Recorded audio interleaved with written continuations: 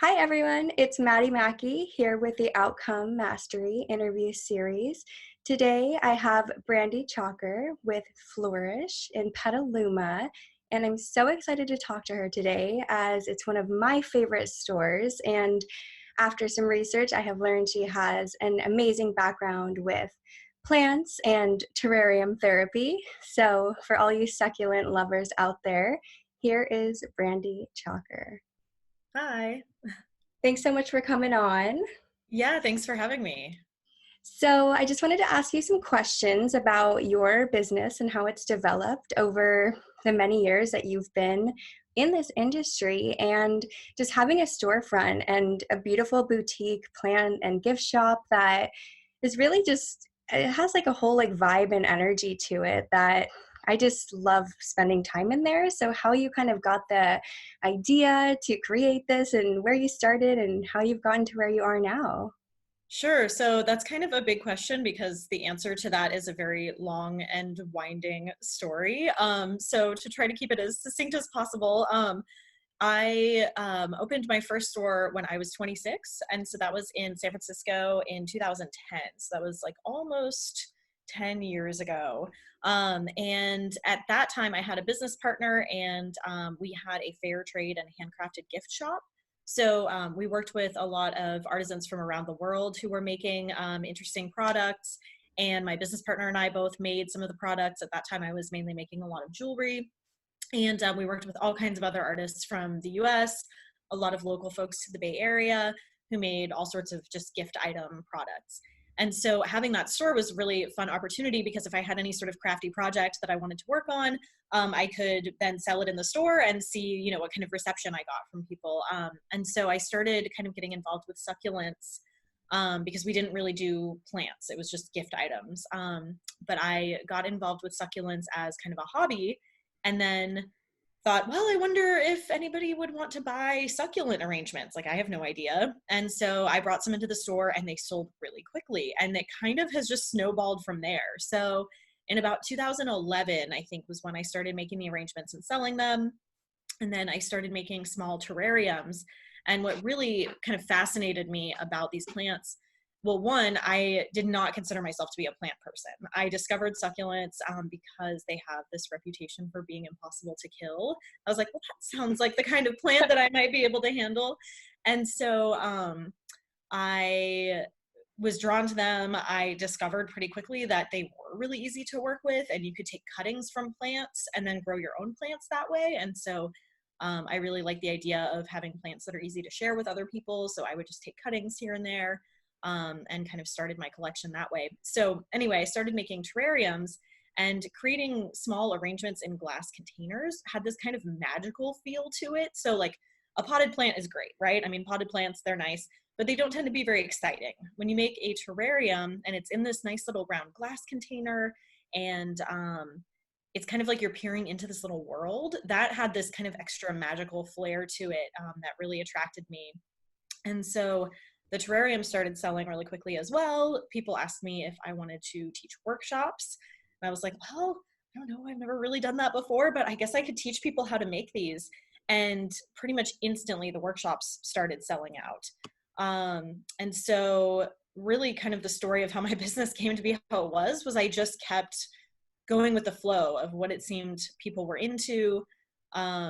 So yeah, that happened with the succulents. We opened a succulent nursery in the backyard of the store. We were really lucky that we had this really unique space that had this huge backyard, and there wasn't really a way to utilize it as part of our business until I asked my partner if we could do a succulent nursery in the backyard. And so we opened up what we called the succulent bar, and that was where people could come in, buy a plant, buy a pot, and then pot it right there. So we had the dirt, all the supplies. That way they could leave the store with something that they had created, and they didn't have to go to the nursery and lug home a bag of soil on the bus. When you're living in San Francisco, it's a lot harder to have plants because everything that it takes to own plants, where do you get it? How do you get it home? It's a very cumbersome process.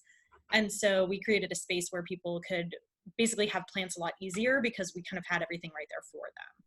So that was how I got started in selling plants. And then I left that business a couple years in, so towards the end of 2012.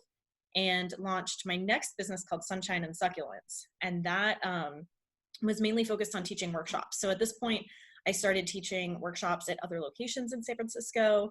And then I started doing corporate team building workshops where I go to people's offices and I do kind of a fun creative project with plants with them, as to kind of give them a little break from their workday. So there's lots of like tech companies and other companies these days that are trying to, provide a more kind of creative environment for their staff. And so the team building workshops really caught on. And let's see, in about 2015, my husband and I moved out of San Francisco and we moved up to Petaluma, where I'm now. And over time, at this point, my business was just a part-time job. I had other work as well. So I was kind of running my business on the side, working my other job in a law office, which was not very exciting or creative. And I was like, the business is growing a lot. I kept having to scale back my hours at my other job so I could spend more time on the business. And then I had an opportunity to purchase another retail store. So there was a little retail store in downtown Petaluma. It was called Radish, and the owners put it up for sale, and they had plants there. It wasn't a huge part of their business, but it was part of what they sold were plants and plant pots and kind of home decor that was related to plants. So I took that business over 2 years ago in 2017 and eventually changed the name to Flourish. So now all of my businesses, the workshops and the retail store, are kind of combined under the name Flourish. So yeah, and we carry so many different kinds of plants now. So I started with succulents. That was kind of where I gained all my expertise on those kinds of plants. And then when I started carrying houseplants, I had this whole other realm of plants that I needed to learn about. So it's been a pretty fun process to kind of get to know a wider range of plants. And now my house is like a jungle. I don't know if you can see behind me, but a whole bunch of plants back there. That's amazing. And thank you for sharing. I just think it's so cool how I feel like you're really like the OG of the like terrarium, plant, and succulent world. Because I mean, I feel like now with Instagram and social media, they're getting to be like this big trendy thing to get into. But I mean, you've been doing this since 2011, probably. There was no Instagram when I started. So yeah, I mean, this is pre-Instagram, pre-Pinterest even maybe, or Pinterest was a little bit around, but yeah. But yeah, this was like early days of like using social media for marketing. So yeah, it was before everybody kind of had the same ideas of what decor should look like. So yeah.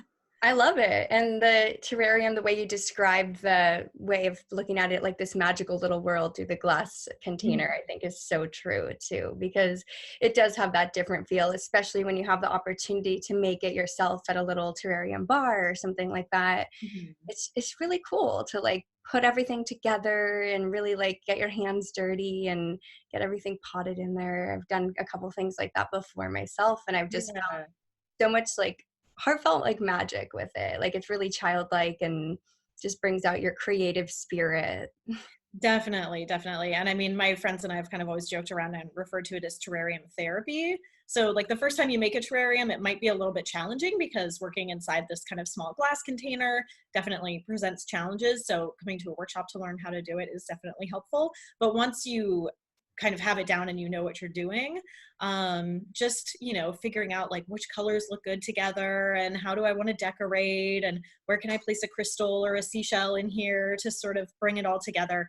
It's kind of a very meditative process. I've never been one to go out of my way to do specific mindfulness or meditation things. It just doesn't really work very well for me. But having a creative project to focus on that really just makes me be present and focus on what I'm doing and not have my mind on a million different things. For me, that really helps. So the terrarium therapy is kind of a reference to that. It just helps you kind of clear your head and just enjoy the process. And make I love that. Yeah. I saw the terrarium therapy on your website and I'm like, oh, that's the perfect word for it. Because I mean, as a yoga instructor, I totally feel like you don't even have to be doing yoga to be in a meditation. Just any sort of thing that channels your creative energy into like anything. So the terrarium or sitting on a mat, meditating, whatever your thing is. Yeah. I think it's just so important for the mind to just relax. And if like your biggest issue for the next hour while you're making your terrarium is what crystal am I going to put and where am I going to put it, like, oh, okay, like what a relief. We could just like not think about everything else for a moment and just focus on the plants and creating something beautiful. Yeah, definitely. And I think, I mean, plant ownership has so many benefits too, like aside from the creative process of designing a terrarium, but just having these things that just require a little bit of care and attention from you, I think is really helpful for people and really good for people to kind of pause for a minute. Like if you have plants, you have to water them, right? Eventually, maybe not super often, depending on the kind of plants, but you have to take a little bit of time and go around and water your plants. And then while you're doing that, sometimes you're like, oh, it looks like this leaf is kind of damaged. Maybe I'll pull this leaf off, or, checking to make sure there's no bugs on the plant and all the stuff that you have to do, having that thing to care for that doesn't demand anything else from you. I think there's something kind of soothing to that psychologically. Like I was diagnosed with cancer right after I left the first retail store that I had, and as I was starting Sunshine and Succulents.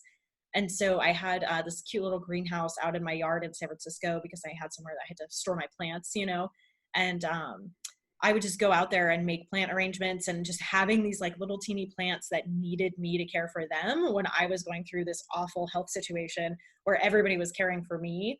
Like that was a really powerful experience. And so, luckily most of us aren't going through major health things all the time. So we don't maybe have quite the same level of need. But even now when I'm like, oh, I'm having a stressful day, like, oh man, I really need to water my plants, they're kind of starting to suffer. And then I fill up the watering can, and as soon as I start watering, it's like I get into kind of a different headspace, and it's like, okay, I'm caring for something else now. I don't have to worry about being stressed out. I'm not racing to get on to the next thing. I'm just taking my time to do this process.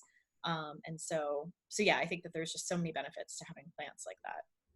That's so beautiful that you had the plants there with you during your Mm-hmm. cancer journey. That's like amazing that they were able to like bring you that support, and this thing that's been your business for forever just also became like this big part of your heart. Yeah, definitely. That's beautiful.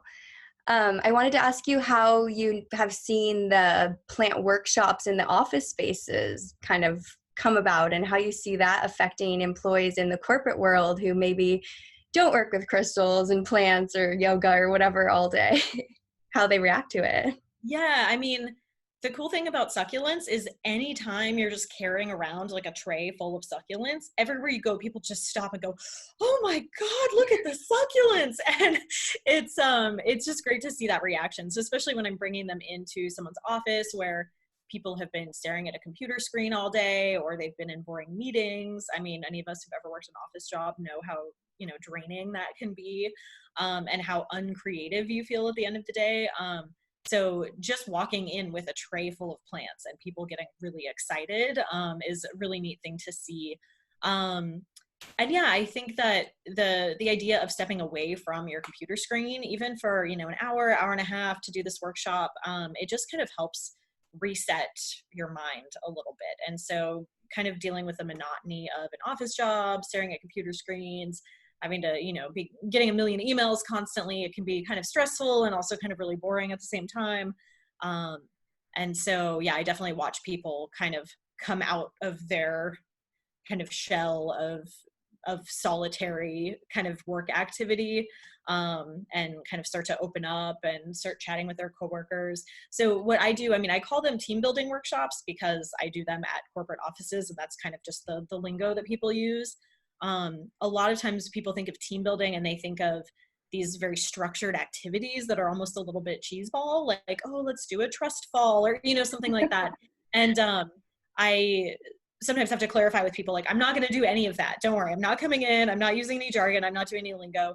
The way that this is a team building activity is that you're just getting people into a different space. They don't have to collaborate with their coworkers in any certain way, but they usually end up doing that. They have interesting conversations that they probably wouldn't have. So you get to know your coworkers in terms of discussing design elements or discussing plants, right? People start to ask, like, oh, do you have plants at home? And getting gardening tips from each other, or getting advice from their teammates or coworkers as to, oh, what succulents do you think I should pick, and does this color look good with this one? And so they're having conversations that probably throughout the course of their normal workday they're not talking about color, and they're not talking about all these different creative things that go into making a terrarium or a plant arrangement.